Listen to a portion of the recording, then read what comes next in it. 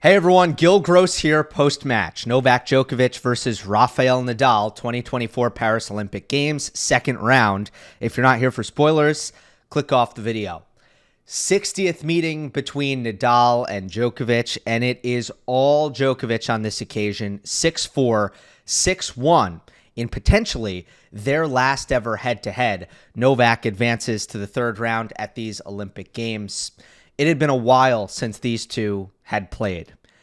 And frankly, what we got is a representation, a microcosm of where these two are at in their careers. There's no doubt that over the last couple years, really since Nadal's injury that pulled him out of Wimbledon 2022, there has been a steep decline in Nadal's ability to stay healthy and resemble the player that he's been throughout most of his career. And for Djokovic, you could argue this year, a decline, but much, much more mild than what we've seen with Nadal. And in 2024, I think we saw a decent representation of that, of where they're both at. And I thought the conditions were so Rafa favorable that he might be able to make this closer.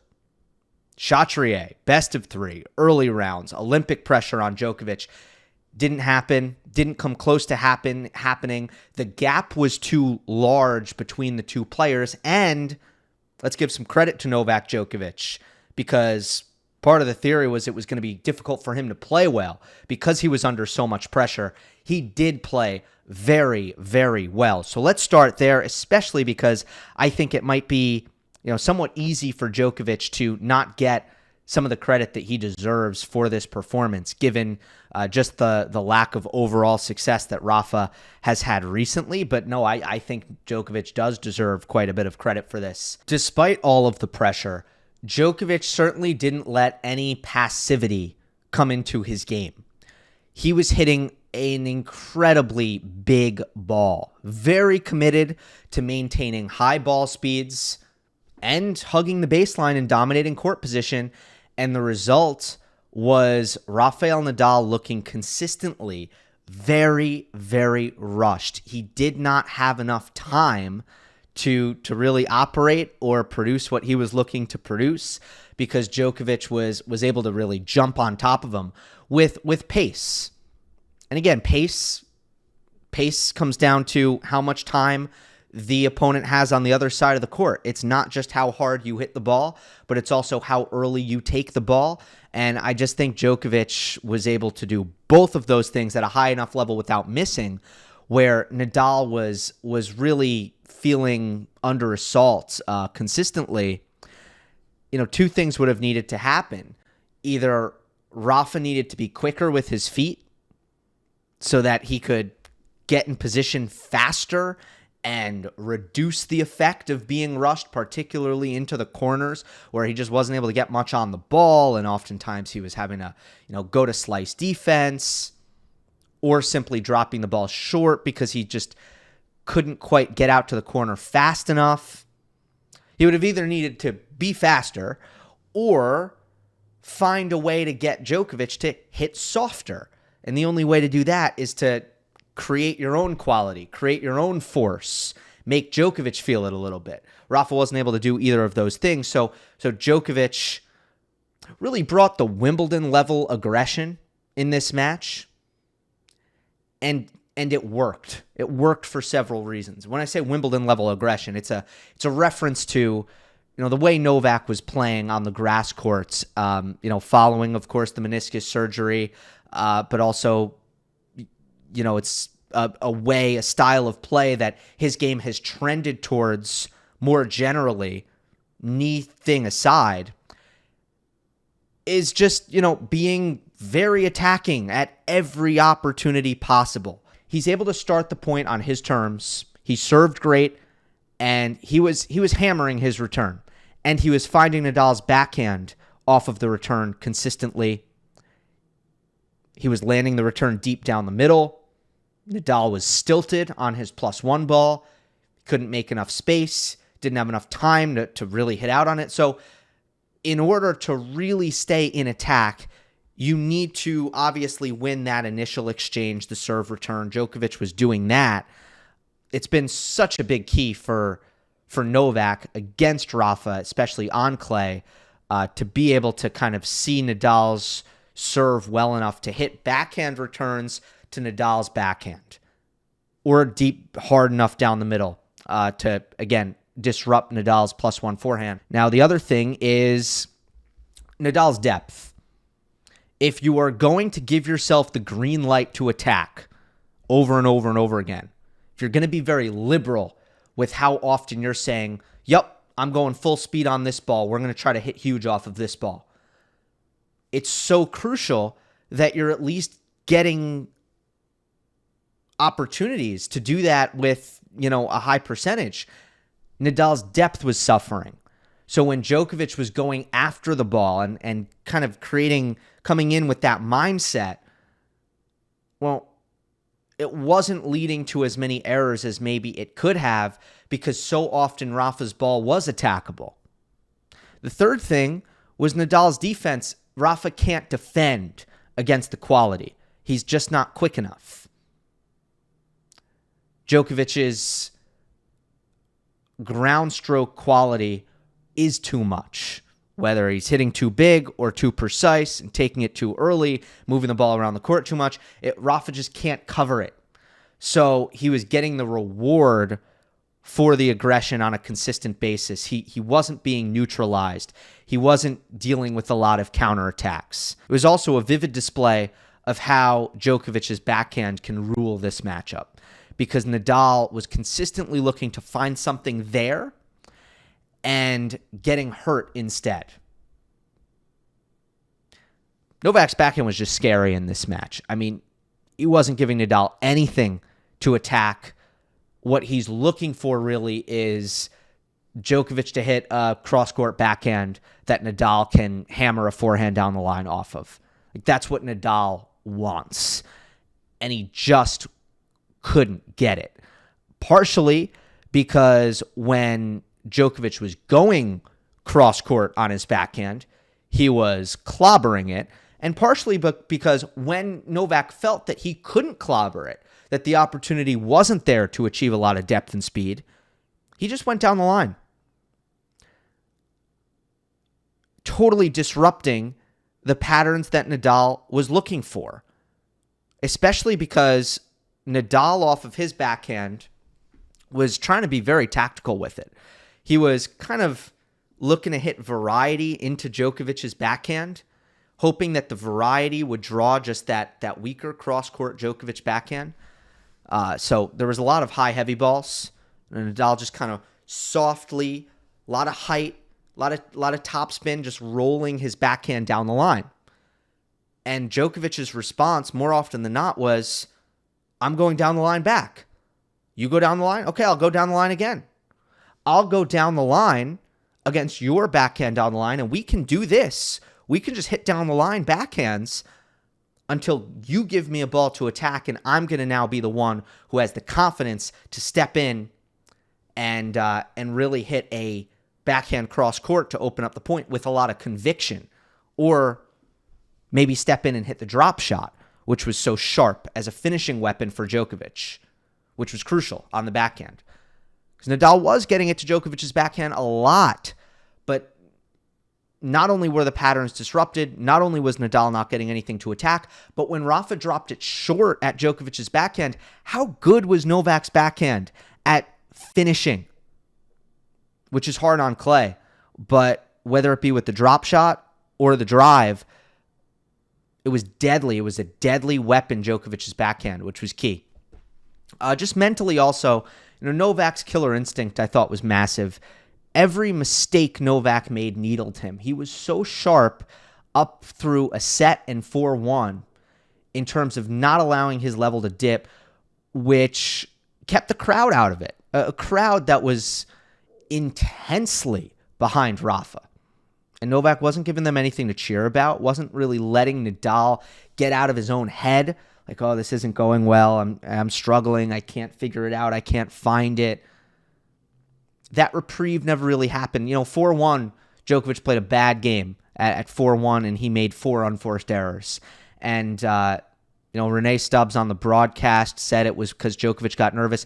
I don't think he got nervous. I thought it was just the high-risk style that Djokovic was playing ended up. Well, maybe he got nervous at the end of that game, but I think ultimately he was going for a lot. He went for a high-risk drop shot. He went for a high-risk backhand, and some errors crept in. I think that was just part of it, but I'm more impressed with how far Djokovic took that without having that kind of game.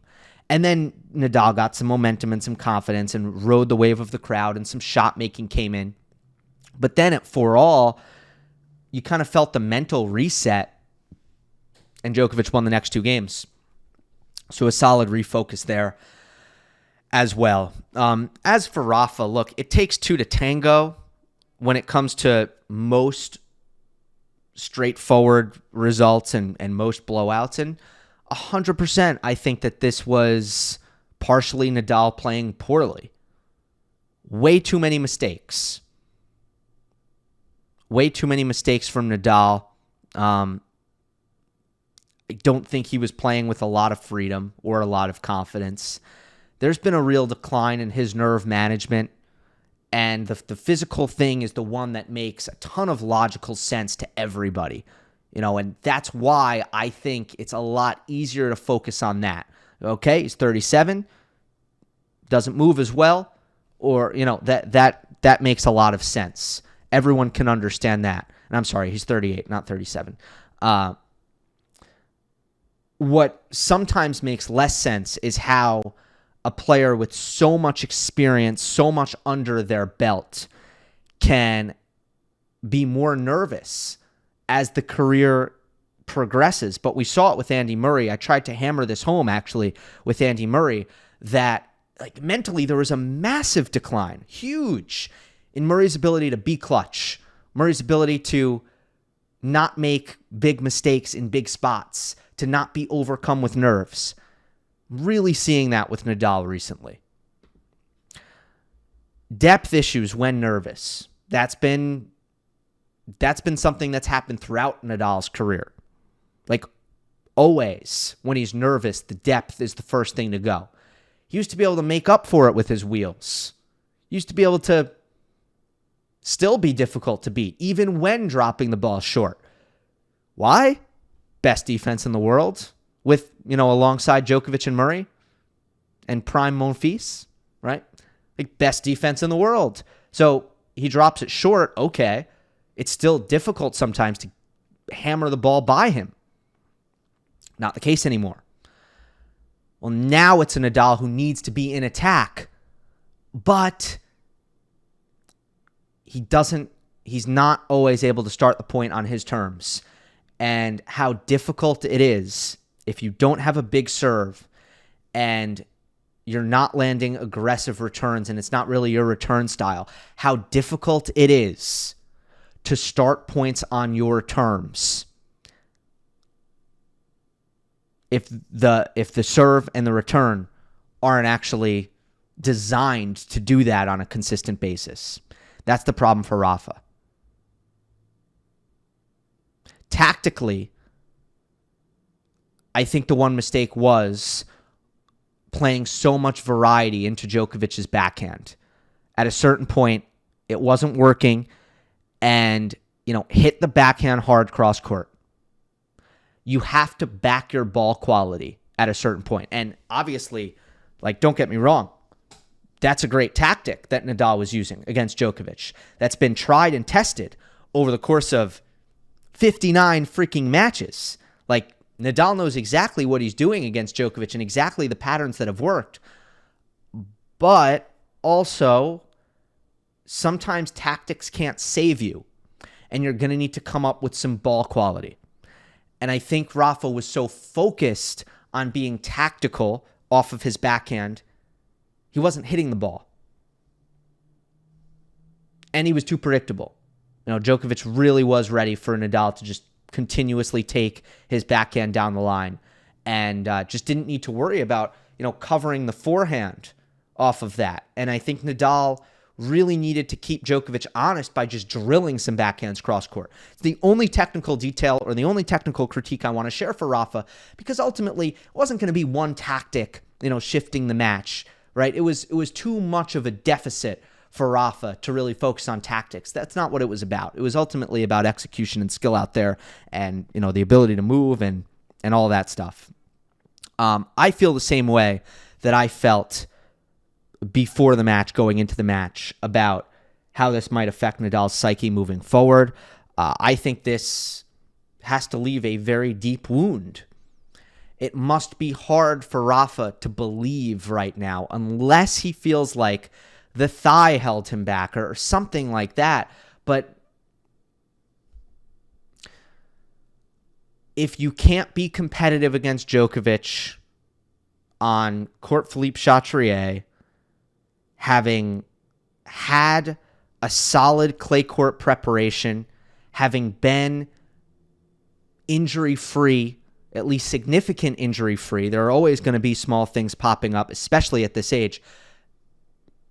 But for, since Barcelona, he's been theoretically been actively playing and training. Given all that runway, all of that clay court play, if you can't be competitive in this match, how do you maintain the belief? I'm not sure, So I think the scarring from this should be substantial, unfortunately. Now, what does that mean? Is that going to kind of lead him into starting to think about an end point? Maybe. That I don't know. That I have no real theory on.